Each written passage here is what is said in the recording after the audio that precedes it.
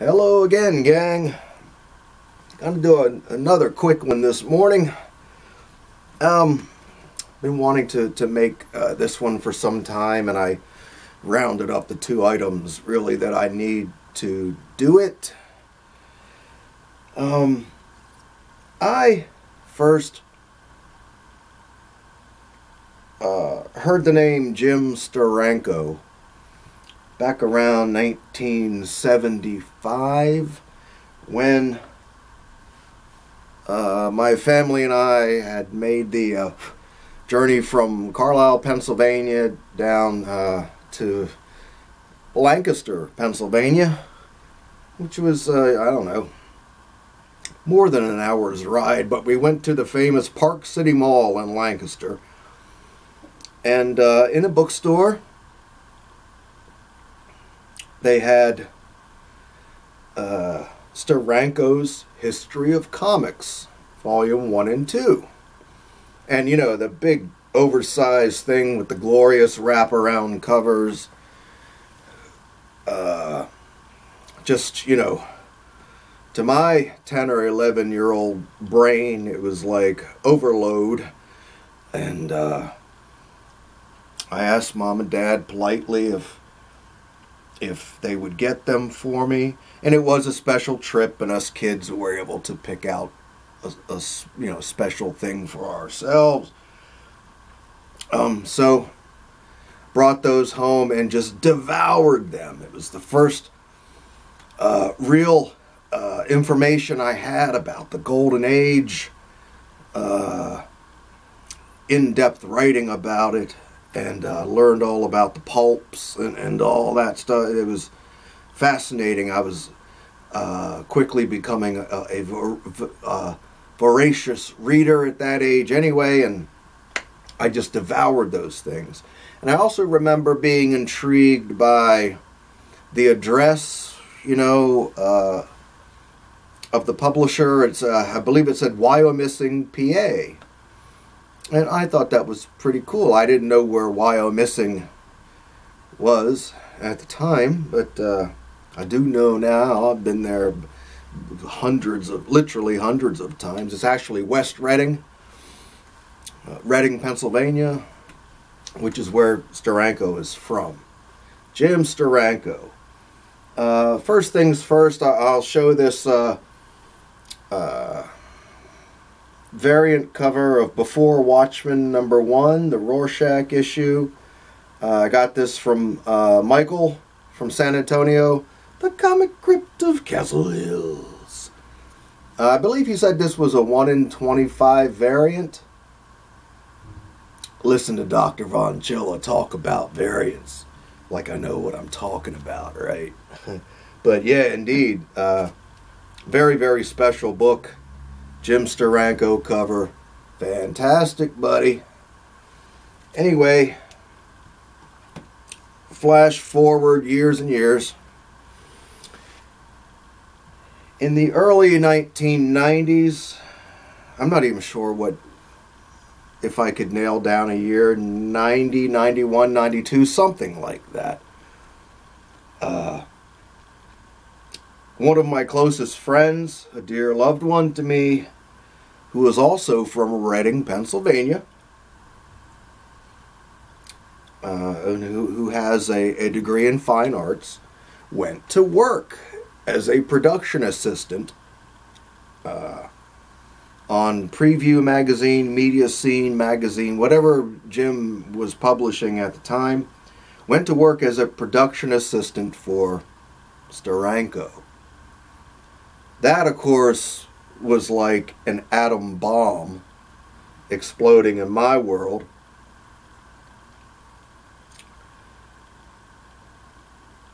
But it's funny because the production assistant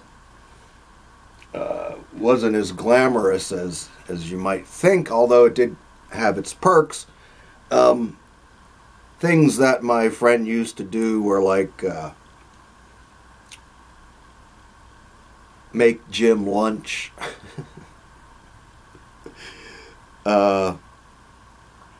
clean up around the place, cut the grass. But there were a couple of interesting projects art projects that my friend helped Steranko with. The one I remember specifically was a painting, an oil painting of the Green Hornet. And Jim would turn him loose, you know, just to kind of fill in some of the large areas with paint. So go ahead and you can do that. And there were a couple of other illustrations which I do believe were for advertising that my friend had a hand in actually creating with Steranko. I'm not giving my friend's name because, quite frankly, I posted a video about this about a year ago, and he contacted me immediately, and we had a disagreement about our memories, and he got a little pissy with me, and I thought, oh, so I just took the video down. It was only up for about a day, and I took the damn thing down. So I'm gonna tell the story the way I remember it, but I'll just stick to the absolute facts. My friend was going to a Halloween party, and he was dressed as a pirate. And he asked Jim if he would draw a tattoo on his arm. So Jim sketched this out, little Jolly Roger with an eye patch, like a Nick Fury eye patch. Love it, right? Sketched it out, and then drew it on my friend's arm. Great. Here, I'll take it out of here, actually, if I can get it. And it's even on the back of a production page of one of Jim's magazines. Again, I don't know if it was Preview or Media Scene or whatever the hell it was at the time, but it's on, you know, like a production page. You can see the size of it.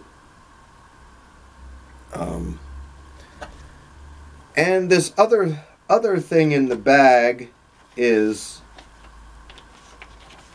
a piece of tape from Jim's drawing board.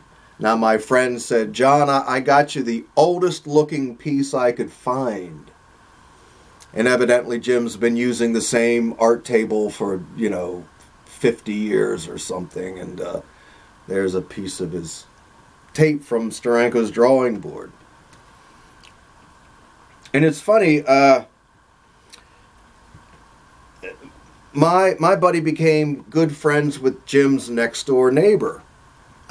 He's a guy about our age, and he lived in the second floor apartment of the building right next to Jim's house. And we were up there one night having a little party, carrying on a little bit. We were standing out on the back balcony overlooking Steranko's yard. And my friend said, see that yard? I used to mow that yard. I just thought that was funny as hell. I'll never forget that. He also had other great stories that Jim told him, but I won't go into all that. The other thing is, here is a book from Jim's collection. One of the tasks that my friend was given, Jim had thousands of comic books just kind of thrown into boxes. And he took a few days and he sorted the whole collection, you know, alphabetized it and all that kind of stuff, just like Jim wanted. And Jim said, you know, grab a few books, you know, whatever you want.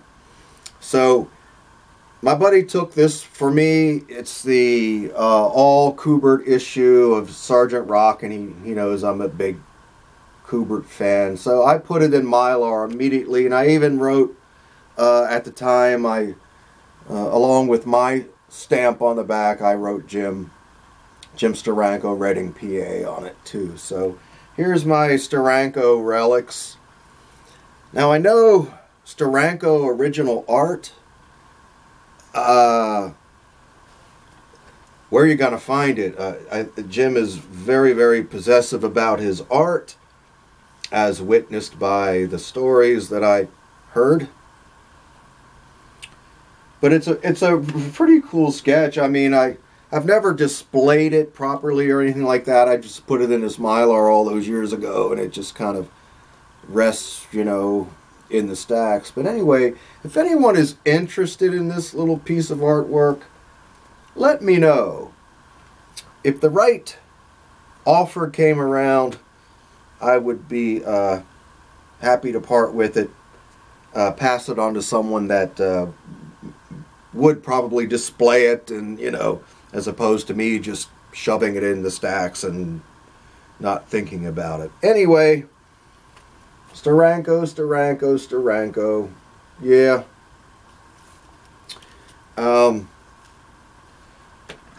Give you one more close-up of that. How's that? Hope I'm getting it right there. Pretty cool, huh?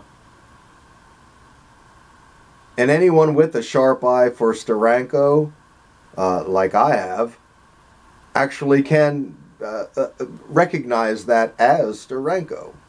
I mean, if you put it in front of me and didn't tell me, I wouldn't be able to tell you who it was probably, but knowing that it's Jim, there are definite hallmarks there of his style, even though it is just a quick, you know, 2-minute sketch or whatever. Anyway, I'm rambling. The coffee's kicking in. That's it. So, if you're watching, my buddy, and you know who you are, I didn't give all those little details that you got so pissy about. I stuck to the facts, okay? And I ain't taking it down this time anyway. So, alright, love you, buddy. See y'all later. Bye-bye.